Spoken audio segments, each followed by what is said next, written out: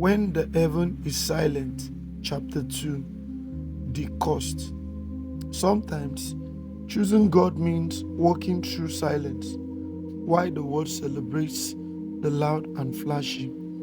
Pastor John's decision to refuse Pastor Fred's offer felt right, pure, but the world did not care. The next morning, he woke up to messages that went unanswered, invitations that rescheduled indefinitely, and whispered warnings disguised as concern. Be careful.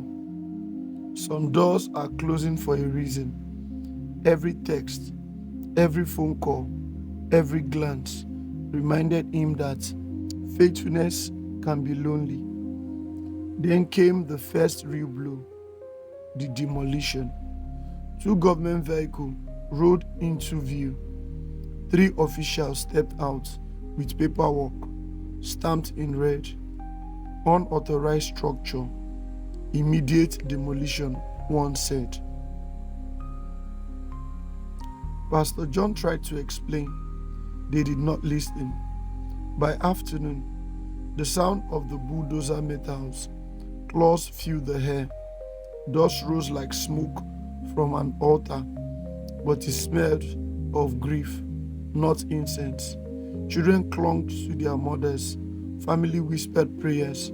Pastor John stood across the road, silent, watching. He did not curse. He did not cry.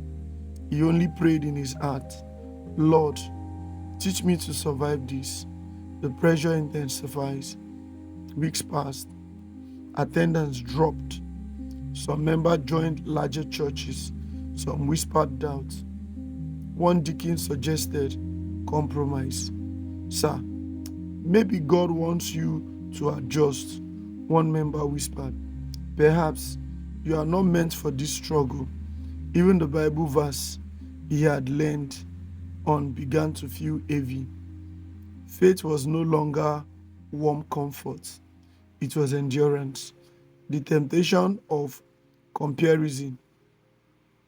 One evening, Pastor John drove past Pastor Fred's auditorium. The lights were dazzling, crowds spilling into the streets, billboard boosting miracles and viral testimony.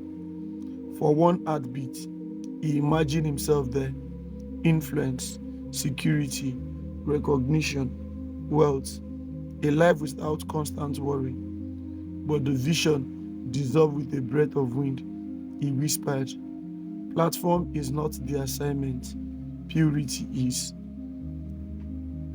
At home, he started small, 10 people in his living room, then 6, sometimes only his family.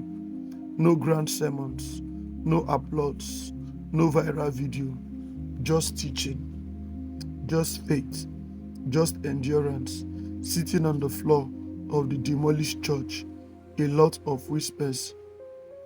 Lord, if obscurity is the path, teach me to survive it.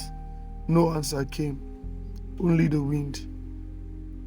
And in that wind, something settled inside him. Not victory, not excitement, just resolve. Faithful obedience is often invisible. Some battles are fought where no one watches, and sometimes the word applauds is not the measure of your impact. If you're a man or woman of God facing rejection, ridicule, or invisibility, subscribe to Shakespeare Real Life Story.